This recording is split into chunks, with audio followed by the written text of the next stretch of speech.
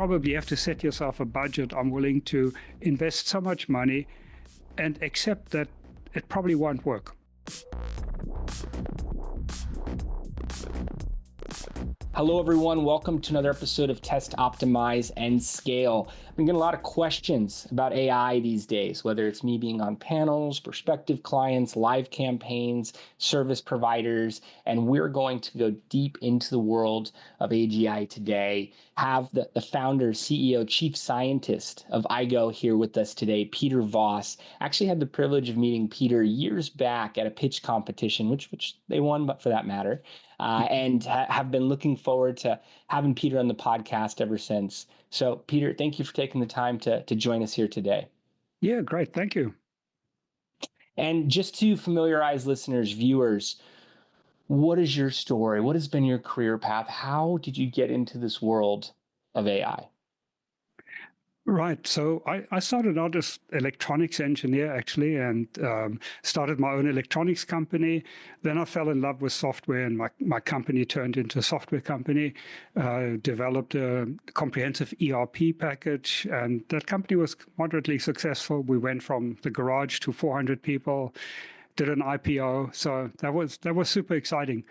It's really when I exited that company, it was for me to think, what project do I want to tackle next? And what occurred to me is that software really is inherently quite dumb. You know, it doesn't have common sense. It doesn't learn. If the programmer doesn't think of something, it'll just give you an error message or crash or do something silly. So that's really, what started me on the path of AI and specifically AGI, is to figure out how can we build software that has common sense, that can think and learn and reason the way humans do. And I actually took off 5 years to study intelligence, to really deeply understand what intelligence entails, especially human intelligence, what makes our intelligence so special. So I studied philosophy, epistemology, theory of knowledge, how do we do anything? How can we be certain of things?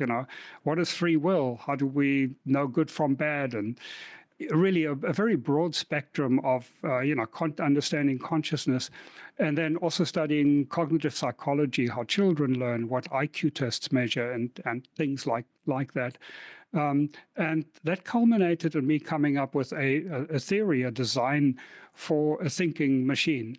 And in 2001, I then started my first AI company.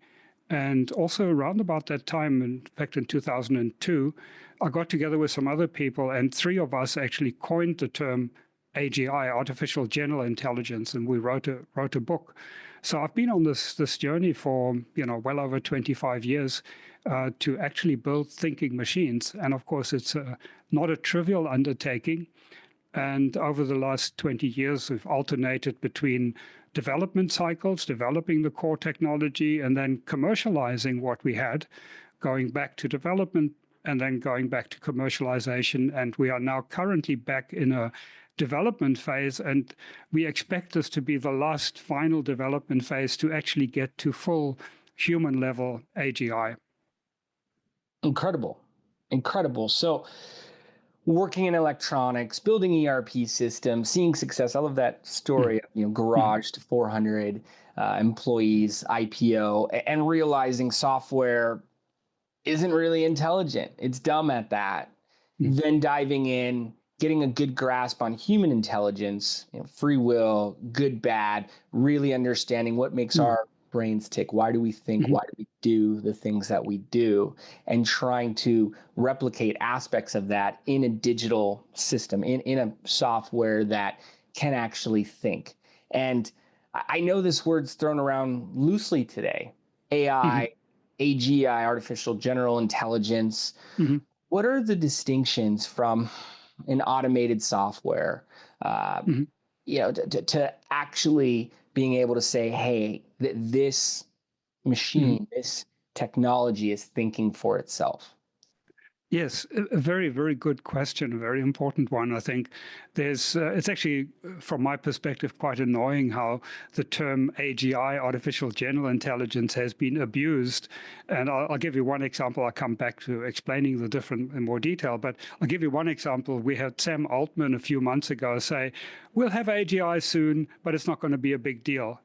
So, either he's ignorant or he's lying or both. AGI is a big deal. It's a really, really big deal. So, and of course, companies talk about AGI or even name their companies AGI to try and get funding, get the buzz or whatever. But real AGI is a truly autonomous system, a system that can learn by itself the way we can and increase its knowledge. And I'll jump straight in and sort of contrast that to what large language models do. If you think about, from first principles, about human intelligence, our brains use 20 watts of power, not 20 gigawatts. We don't need a nuclear power station to power our intelligence. And a child can learn with maybe 2 million words. It can learn language and reasoning. It doesn't need 20 trillion words, to learn language. So there's really a big disconnect. And these large language models, have to have all of that information, the 20 trillion pieces of information up front. And then they number crunch it for weeks or months on end, hundreds of millions of dollars worth. And then they have a model that is frozen in time. It's read only. That's not how intelligence works. I mean, what is a key aspect of intelligence is that it's adaptive. It can learn all the time, and it can learn incrementally. So that's kind of a distinction between what pretty much everybody's working on: large language models, machine learning, deep learning, big data approaches. But actually, Jan LeCun, the chief scientist of Meta, he put it very succinctly. He said, large language models are an off-ramp to AGI, a distraction, a dead end. So he puts it very forcefully, and I agree with him. We really need to look at to build true intelligence, we need to figure out how to build systems that can learn incrementally and with, closer to 20 watts and 2 million words than 20 trillion. So, there's really a big disconnect in terms of what almost everybody is working on. And of course, there's a lot of money to be made. Large language models are incredibly useful in many applications, but they're not AGI, and they're not on the path to AGI. Yeah, I was first introduced to the concept of AI from a marketing standpoint around programmatic advertising, where it's serving the right ads to the right people at the right time, analyzing millions of lines of data. And I could name about 50 targeting filters offhand, millions, and in real time and in milliseconds, learning from one placement to the next for very sophisticated, very smart media buys. Now, I still believe the term AI was used a bit broadly there, but I started understanding the capabilities. And I think many people associate AI with, you mentioned Sam Altman, ChatGPT. And I believe many people are misusing the tools and having, past guests on talking about iterations of 200 prompts to get to the right result, and what that looks like to have that type of strategist, AI expert behind the steering wheel. So as a marketer, I'm always looking at how can I understand my target audience? How can I use AI to get a better grasp of who they are and what will motivate them, what will not only inspire, but produce measurable results, and how I can then replicate and do it at scale using digital tools. How do you think AI is entering into that realm in how we do business, how we grow, and how do those learnings, how does that adaptation really make the key differences for what the next chapters are going to look like? Right. You actually put your finger on a very important point here when you said, you have to engineer the prompts and basically tweak the system to give you useful results. And so I want to go back to Please. Really why we even need the term AGI, or why we felt we needed the term AGI. So when the term AI, artificial intelligence, was coined 70 years ago, it's exactly 70 years ago, by John McCarthy, and they actually thought at the time they could crack this within a year or two. So, 70 years ago. So obviously it turned out to be much, much, much harder to actually get thinking machines, to build thinking machines. That was their goal, to build thinking machines. And so what happened is the field of AI actually turned into the field of narrow AI, where you take one particular problem or set of problems that require human-like intelligence. And that could be like what expert systems do, or like we were saying, to figure out what the best marketing strategy is, or to play chess or whatever. But the important point is, it's not the system itself that has the intelligence. It's the human engineer, the data scientist, that it's their intelligence using a computer tool in the way to get the right results. What data do you collect? How do you massage the data? What prompts do you use? And so on. Or the perfect example would be IBM's Deep Blue, their world chess champion. That was a perfect example of narrow AI. It's basically the ingenuity of the programmers that figured out how to write a program that could play a mean game of chess. And so that's narrow AI. It requires the external intelligence, the intelligence of the user or the designer to actually achieve the objective. And that's very different from having a machine like a human that can learn by itself and that can figure out by itself what it needs, how it needs to solve a problem. So that is kind of why in 2002 I got together with a few other people who felt the time was ripe to get back to the original dream of AI, to build thinking machines, where the machine can figure out how to play chess or do container optimization, or in fact to use tools, like data filtering tools and so on.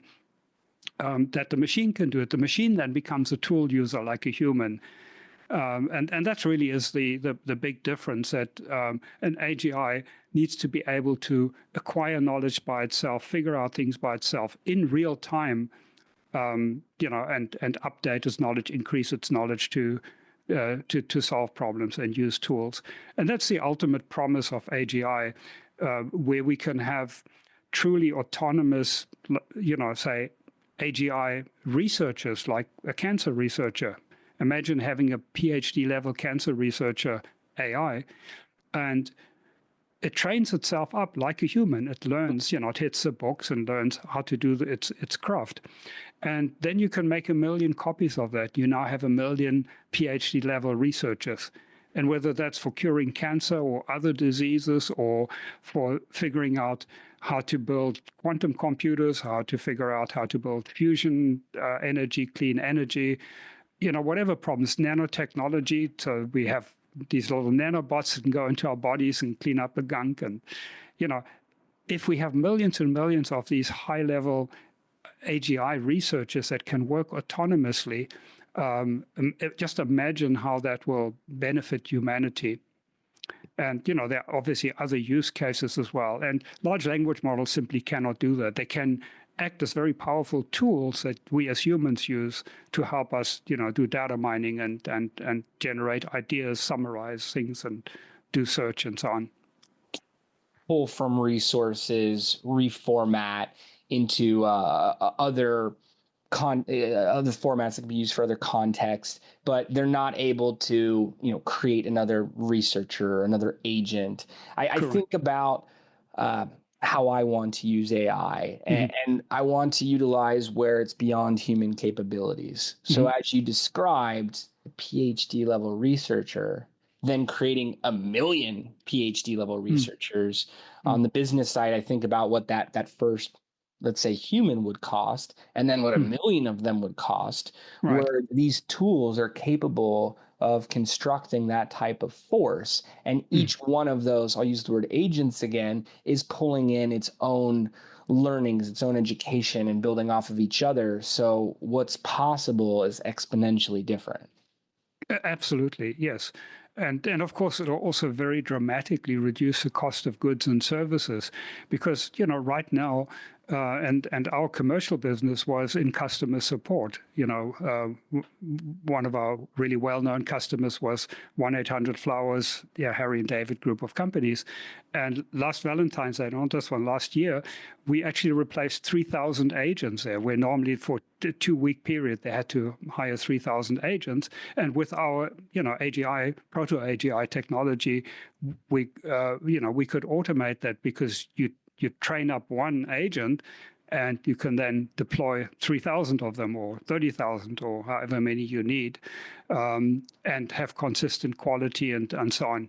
But the limitation of current technology is that it requires an enormous amount of human labor to basically teach it that particular task.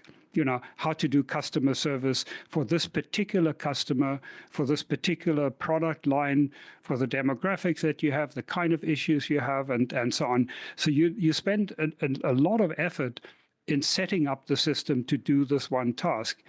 And with current AI, it's then not adaptive. It's not like a human. Let's say you introduce a new product, or you suddenly have a storm coming through, or something happens. A human, you basically can just tell them, these are now the new business rules. We have a different demographic. We acquired another company that's part of it, and you can teach a human that, and they can then give support and learn on the job on how to handle a new situation. Whereas with current AI, you then have to go back and retrain the system and tweak the prompts and twiddle with things and so on. So there's always a human in the loop. And then, of course, you still have the problem of hallucinations because they really don't have common sense. They don't know what they don't know. Still. So when they start spewing nonsense, they'll be very confident in the nonsense that they spew, and that's an inherent problem with large language models. So they can be useful up to a point, but they require a lot of human engineering supervision and so on. You always really need to have a human somewhere in the loop to make sure they don't do something really silly. Still requires the expertise, the ingenuity of that engineer, that captain of the ship. I see it, working with a lot of entrepreneurs. Hey, we used AI, we built our business plan. And I've looked at thousands per year. I get in there and I see egregious flaws. I mean, just things that are clearly wrong. But I know what I'm looking for. Right. To someone who doesn't have an expertise in a given subject matter, it may appear to be complete, extensive at that. So that's just a very rudimentary example, but I imagine you take that to higher levels and it could be built off, hallucinations. My wife's a lawyer. She says AI will pull from fake cases at times that it found somewhere on the internet. So determining what's actually accurate beyond the wild hallucinations is still an issue. Yeah. And, it's not fixable. That is an inherent way, the way they work, because they are trained with, literally 20 trillion pieces of information, good, bad, and ugly, wherever they could get it from Twitter or wherever. And the system doesn't know what's good, bad, and ugly. So then people, try and build all sorts of guardrails around to, so that they catch the worst kind of hallucinations and errors.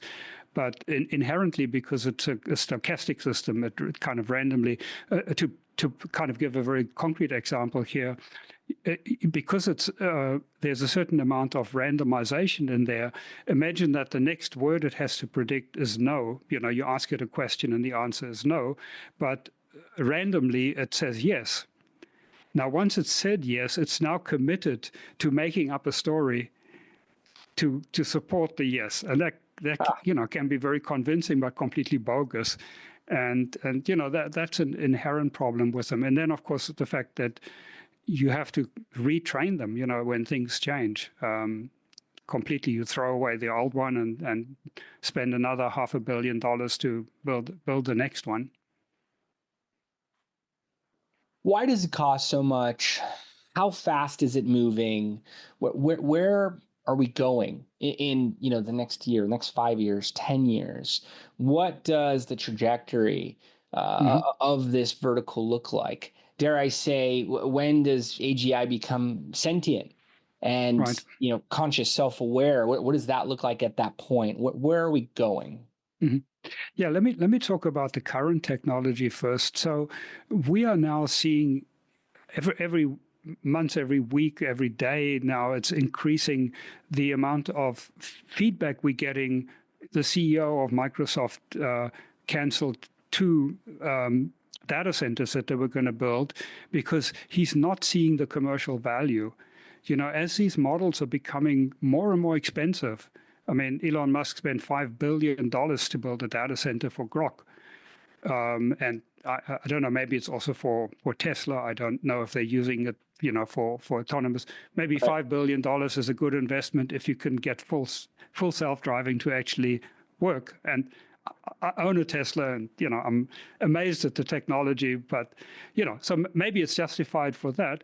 Makes sense. But if you're talking about a normal kind of chatbot that does summarization and that, you're getting diminishing returns. In fact, I think the CTO of Microsoft said that the day before yesterday, that they're seeing these diminishing returns where it's costing you 10 times as much to train the model, but you're only getting a small improvement in that.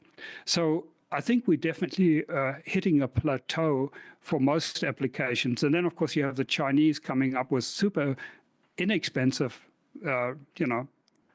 innovations and rip-offs. It's a combination of, reverse engineering, what OpenAI did, and then having some really clever insights and combining those. But it reduces the cost. There's less and less of a moat for companies that are spending a lot of money and less justification for spending a lot of money. So the innovation basically in large language models is really happening more in terms of combining different large language models, tuning them in a certain way and combining different techniques and so on. But it's not just scaling them up. I think that is not really helping that much anymore. So I think there's a lot of money to be made for specialized areas. If you have the right kind of knowledge of in a particular domain, whether it's accounting or particular type of customer support or whatever it might be, and you can combine models, train models, have different agentic systems and put them together in a way that can do a particular job that has a high enough volume. I think there's good money to be made still, and that will continue as people figure out smart ways to use large language models. But they're already becoming a commodity, that basically you can already choose from about 10 different companies getting models for roughly the same price or even free, and using those. So I think that will continue over the next 2 years. Now, switching over to AGI, which I say is a completely different technology. It's not about big data. In fact, DARPA call the mode we're in right now, they call this the second wave of AI. DARPA came out with a presentation a few years ago that they called the 3 waves of AI. And the first wave is, which we now call good old-fashioned AI. So that's the stuff they did in the 80s and 90s, which were largely logic-based systems, expert systems. And Deep Blue, the world chess champion, AI chess champion, would also fit into that category. Now, the second wave is basically hit us like a tsunami. It's this big data approach when companies figured out how they could use massive amounts of data and massive amounts of compute to build these really useful models, which have significantly improved speech recognition, translation, image recognition, and given us ultimately ChatGPT with all the power it has to do ideation and summarization and the many things that it can do. That's the second wave. But it's basically, we have a lot of data, we have a lot of compute, that's the hammer we've got. What nails can we find? It wasn't primarily how can we get to human-like intelligence? How can we build thinking machines? So the third wave is all about this adaptive real-time intelligence where the system can learn incrementally by itself, form new hypotheses, think about them, and grow its own understanding and knowledge incrementally the way humans do, and then solve novel problems. That's the third wave of AI. And almost nobody's working on that, because the second wave has been so incredibly successful in so many ways. It's attracted so much money. It's in that way, it sucked all of the oxygen out of the air. It's like the only game in town. You want to do a PhD? Well, you're only going to really get a sponsor for deep learning, machine learning. You want to get funded for your startup? Deep learning, machine learning. You want to earn the big bucks? Deep learning, machine learning. And that's really the mode we've been in for the last 15 years. And so there has to be a shift of where you have more people working on this third wave of AI that is closer to the 20 watts and, the 1 or 2 million words to learn language and reasoning, and that can learn incrementally in real time. And, our company is one of the very, very few organizations that has been using this approach for, as long as we've been working on AI. And my own projection is that I believe we could get to full human level AGI with cognitive AI. So the third wave is also called cognitive AI, because it starts with the premise of understanding cognition. What makes human intelligence so special, understanding that, and then building a system that incorporates these requirements. So, we believe we can get to full human level AGI within 2 or 3 years, given the right amount of funding. And I think that would be true. I believe hardware is not a serious restriction at this point anymore. I think we can see that with ChatGPT. Once a model is trained, it can actually run on a off-the-shelf computer. Fairly powerful one, but it can run. It's really the training that's so insanely expensive. So I think hardware is not likely to be a limitation. It's having the right software, having the right program, the right approach, the right architecture to get to true AGI. And as I say, there a handful of organizations working on cognitive AI right now in the world. If we had suddenly more, if that was given more love, and more money, more people working on it, absolutely, I believe we could have full human level AGI in a few years. It's profound how fast this is moving, over the past few years. And like you said, each day, each week, how things are progressing. Interesting to hear that groups are focused on that wave too. Makes perfect sense, as you said, around the financing. And I understand the data centers. You said it's very costly just for training around what you guys are doing on the cognitive side, and with your background in cognitive psychology. I mean, it all connects. They're all building blocks here. And what is then the contrast from true AGI to consciousness, sentient? I know a lot of people's minds go there, and there's even fears around that. So I just like to touch on that area. Yeah, absolutely. I definitely would want to talk more about what the promise of AGI is and why I believe it's going to be so incredibly valuable to humanity. So just one of the things that maybe I wasn't clear about is on cognitive AI with an AGI approach, you need a trivial amount of computational power and for training. Right. As I say, it really is much closer to the 20 watts. We train our systems on a single off-the-shelf computer, and we train it in hours, not weeks or months. It really is, there's a huge benefit. It also has a much smaller environmental impact, and, it just requires a lot less computational power.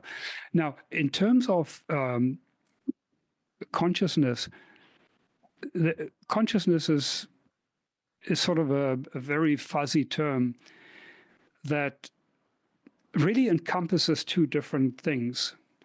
The one is quite easy to understand, actually, and the other one is sort of a philosophical black hole. So let me talk about the philosophical black hole that I think is just kind of a waste of time to try and talk about. But, people have made whole careers and spent whole careers on trying to understand. And that's the phenomenal consciousness, basically how we experience consciousness. And then people come up with these theories of what's it like to be a bat? That's one of the famous sort of things. Well, it's a bit like saying to a man, what's it like to be pregnant? Well, somebody can explain it to us. It's like, well, it's like you put on a lot of weight and you feel indigestion or whatever, whatever the explanation might be. And we can sort of relate to it. Now, what's it like to be a bat, the consciousness of a bat? Well, that's obviously a lot harder, but you could say, well, what if you were blind and, you had to just navigate by hearing and whatever, It's kind of, what do you expect? What kind of answer do you actually expect? Do you expect to ever get kind of a clear answer to that? What we experience, how we experience consciousness, it's just the way it is, So I don't think there is, that's called what they call the hard problem of consciousness. And I think they're just kind of making it, the philosophers have painted themselves into a corner and calling it a hard problem. So I don't think it's made up by philosophy, basically. That's as far as phenomenal consciousness. And that's why people get so crazy about it, that it needs quantum computing or whatever it might need, because you have this one mystery of what consciousness is, and then you have another mystery of what quantum mechanics are. And so if you have two mysteries, maybe they belong together, So anyway, the easy part of consciousness, or the clear part of consciousness, if you simply use a synonym for consciousness and talk about self-awareness. Now, when you use this term self-awareness, which is a synonym for consciousness, it kind of takes the bite out of it, then it's not that scary. So self-awareness is basically the awareness that we have of ourselves as agents in the world. The awareness we have of our bodies, the awareness we have of our thought processes, introspection, that we are thinking. So we have a certain amount of awareness of our thought processes. But most importantly, the awareness, the conceptual awareness of us, an agent in the world, that we can make things happen in the world. And, our bodies is kind of the limit of that. Now, an AGI will automatically have self-awareness. It has to have self-awareness. It's a byproduct of intelligence. It's not something you have to actually build in separately. You cannot have an AGI that doesn't have self-awareness, because then it wouldn't know when it's causing something in the world versus something else making it cause. I mean, that wouldn't be very intelligent, So and also it needs to have access to its own thought process to a certain extent. It needs to be aware when it's confused or certain. It needs to be able to direct its thought processes the way we can, again, to a limited extent. An AI will probably have much deeper insight into its cognitive mechanisms than what we have into ours. Right. So absolutely, an AGI needs to be self-aware, and it's a byproduct of intelligence. But the phenomenal consciousness for an AGI will be very, very, very different. It doesn't have a heartbeat. It doesn't break out in a sweat, doesn't get nervous, it doesn't have a sex drive, it doesn't fear death, but, it's just, it doesn't have a pulse, it's just, the experience will be very, very minimal compared to our phenomenal experience of consciousness, because it encompasses, obviously, a whole body sensation. Thank you. I appreciate you going into detail there, but both on the black hole as well as what's actually constructive, and the fact that inherently AGI has to be self-aware. That definitely changes my perspective on it. So I appreciate you going into detail there. And what you guys are doing at Aigo, you've mentioned, hey, we're wave 3. Everyone else is doing this wave 2, and some very clear competitive separation, but what is it unique that Aigo is doing, and how should the audience really associate Aigo into the landscape of AI and AGI? Yeah, so with our approach, basically the third wave of AI, cognitive AI, we will totally leapfrog what large language models are doing. So it's basically we are looking for partners who are visionaries, who can understand that distinction. Yes, there's a lot of money to be made in large language models, though a word of caution, I think the current large language model companies are probably significantly overvalued. Right. They don't have a moat, and they are not going to get to AGI. In fact, there's a general consensus of AI researchers. Don't talk to the people trying to raise money for for their AI companies. They might claim that they can get to AGI, but listen to people like Jan LeCun, listen to the actual scientists and ask them, well, what is your roadmap? How do you overcome these problems of not being able to learn incrementally and hallucinations? They cannot be overcome with this technology. So we are looking for partners who really see the benefit of AGI and want to be part of that journey to actually get to AGI and to get to it as soon as possible. I mentioned two of the kind of obvious use cases. The one is AGI researchers that you can then just have 1 million copies of, and the tremendous acceleration we'll have in helping us solve problems that require brain power. And in fact, I would include governance in that. I mean, we don't have to look very far around us in the world to say that we have a serious problem in managing our own affairs. We are not very good at managing ourselves. How governments behave and misbehave and so on. And I believe that having AGI, having more brain power, helping us think things through, will actually help with that in that area as well. And so that's the one area sort of in research where that requires brain power. The second area is, of course, in very dramatically reducing the cost of goods and services through automation, which will create a radical abundance by, human labor is in almost all products and services the biggest cost. But the third area I'm actually even more excited about, and that is what I call a personal assistant.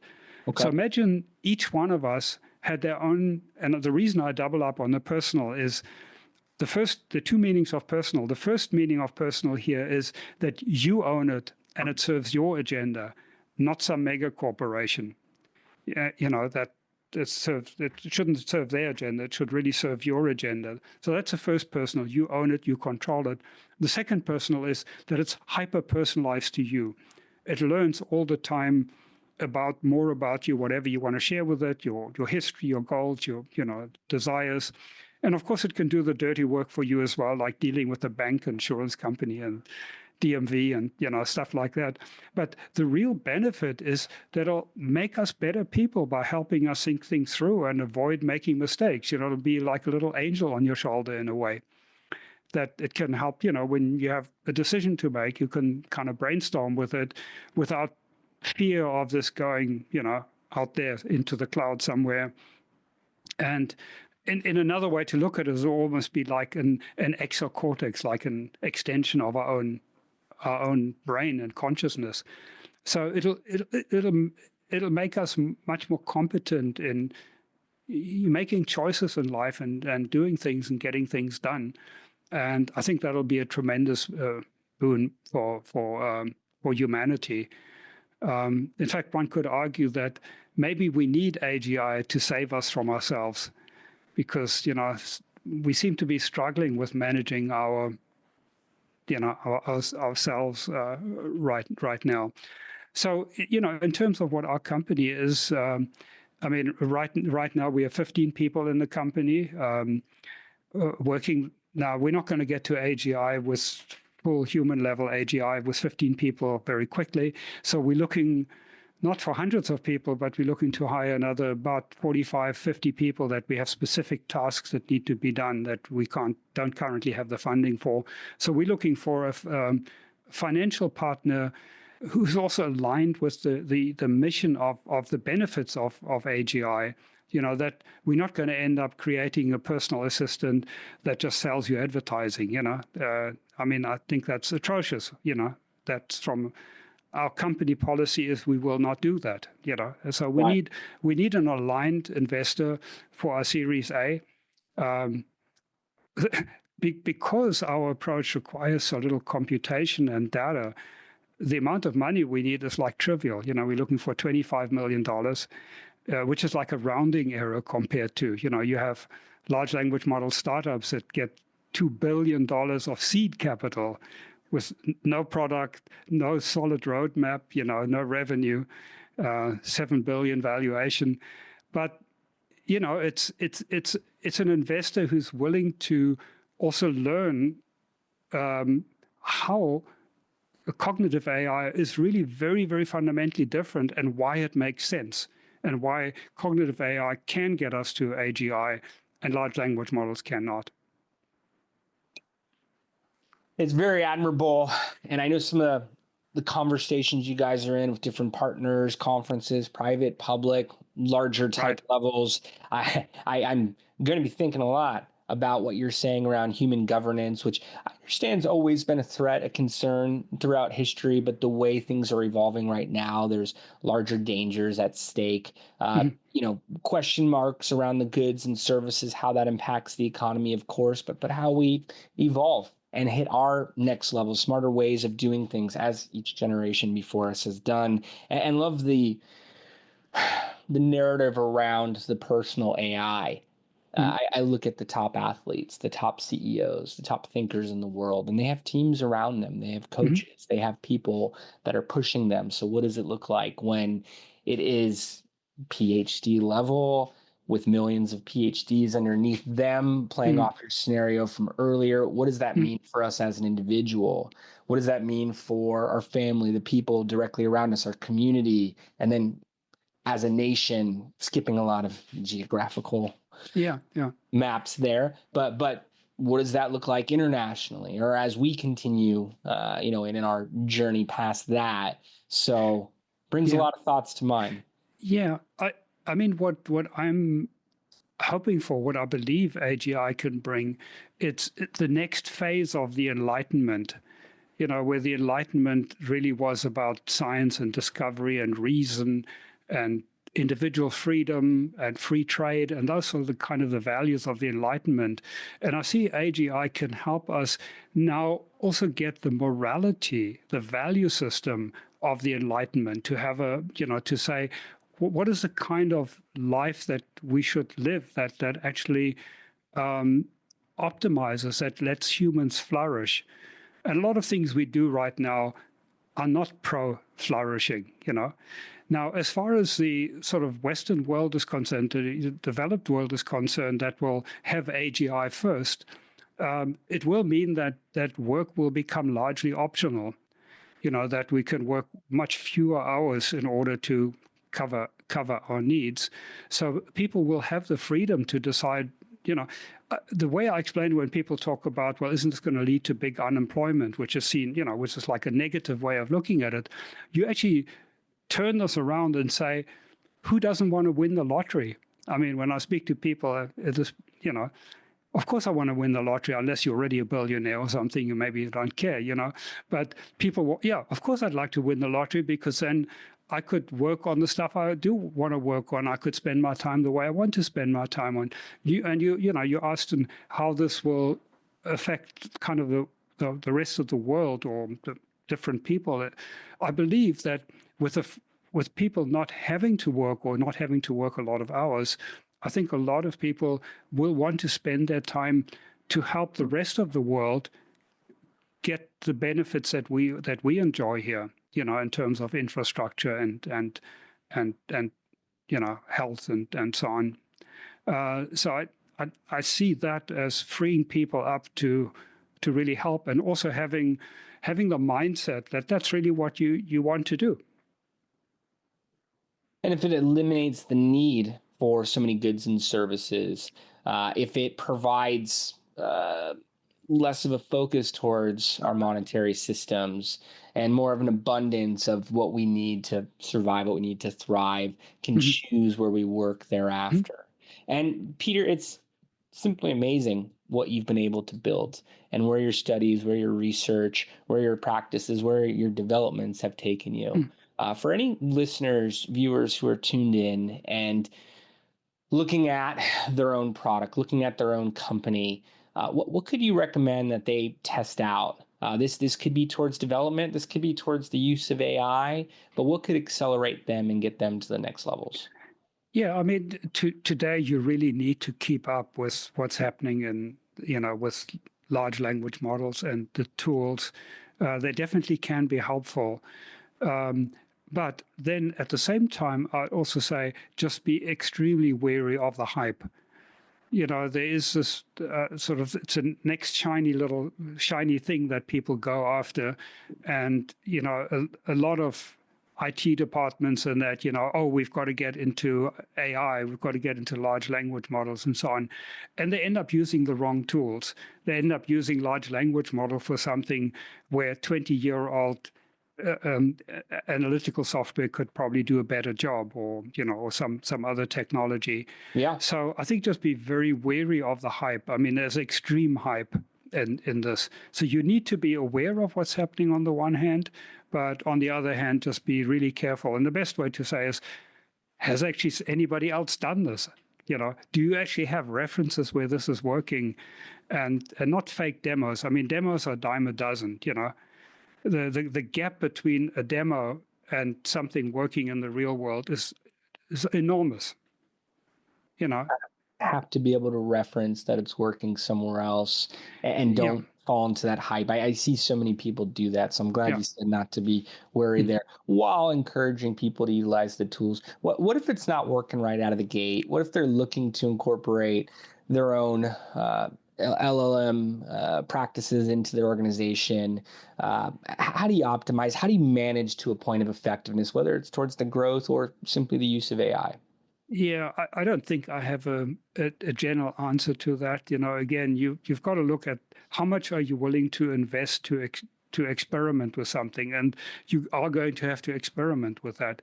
So, probably have to set yourself a budget. I'm willing to invest so much money and accept that it probably won't work. Yes. you know, and if it does work, you'll have a good payoff, but that you don't get deeper and deeper into it, and then eventually you have something that really doesn't work well, or especially if it's customer facing, and it ends up just causing you a lot of grief. Like you probably remember last year there was this chatbot at a Chevrolet dealership that they put together, and somebody asked, this truck, will you sell me this truck?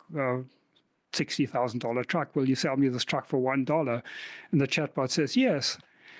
And he said, are you sure? Is this legally binding? And the chatbot said, yes, absolutely. You probably don't want to do that, and there are numerous examples like that. You mentioned the legal, how people got into trouble with quoting legal cases that were completely bogus and made up, and so on. So, yeah, just be very, very careful. Don't be too scared about kind of missing out. Missing the boat or something. The technology is still very, very shaky for robust, industrial grade type of applications. As a tool, personally, to use it, absolutely. Try all the tools, see what works for you, what can really help you in whatever you're doing, whether it's research, writing, summarization, or whatever. Use the tools personally, and that way you also have a better understanding of what the limitations are. I like to think of it these days as what would the AI do? What would the AGI do? How would I optimize? How would I manage this to a point of effectiveness? Because like you said, most attempts will not work, certainly not right out of the gate. It's not to be expected. So They are being not going to be, there. they are not going to be AGI. They simply cannot be, because they cannot adapt and learn on the fly. They don't know what they don't know. That they don't have that level of reasoning ability. So your reference point is not ultimately what will an AGI do, or what would a smart human, smart motivated human do. They're not going to do that. They're not going to cut that. Mm-hmm. And Lastly, entrepreneurs looking to scale, whether you're talking about future plans for Aigo, whether you're talking about past experiences, garage to 400, or just speaking to the audience in an inspirational fashion, what are the best tips? What are the best examples? What are the best ways to scale? Well, I mean, it depends where you are in the company. I found, if you're starting off, if you can get a co-founder in your company, or a partner or two, I think that's always incredibly useful. Now, of course, that can also go wrong. You like marriage, you can choose the wrong person. But having the right kind of partner or partners, 2 or 3 people that are the core team, can bounce ideas off, can help motivate each other, and also division of labor. If one person is really the guru on sales, you typically don't have the same kind of mentality to be a really good sales marketing person and also to be a super great engineer, sort of more like the introvert, extrovert kind of personality. Brain, left brain. So if you have 2 or 3 people that can take care of different parts of the business, that you can really rely on them, incredibly valuable, I think, when you can achieve that. Apart from that, in terms of my own, the thing that's always driven me in business, and it may not work for everybody, but for me, it's always creating value has always been more important to me than making money. That I sort of have that belief, and sometimes I paid the price for that, where it's been more important for me to have a better product or better service, and not maybe make as much money as I might have otherwise. But that to me, I think, is just a sustainable way of running a business. If you really believe in your product and that you're providing a quality product and service, I find that mentally is kind of the only way for me to run a business. I found business is the monetization of value in general, so may need to change up the monetization structure if it's off. That focus on delivering on value, being impactful, I think should drive us all. And right. Peter, want to thank you so much for taking the time to do this. I've been putting together notes here, going to be quoting you in conversations moving forward here. And if anyone who's tuned in wants to learn more about Aigo, where's the best place for them to go to learn more? Right. And you've given us so much, but any final thoughts, any final lines you want to leave us with? Yeah, absolutely. And I'd welcome anybody to contact me, peter@aigo.ai, our website, aigo.ai. We have a number of white papers and articles, and so, explaining many of the things that I've spoken about. And yeah, I'd love to hear from anybody who has that kind of passion. I mean, you can see that still after 25 years, I'm still totally passionate and motivated to make this happen. And I welcome anybody to contact me if they have ideas, want to find out more.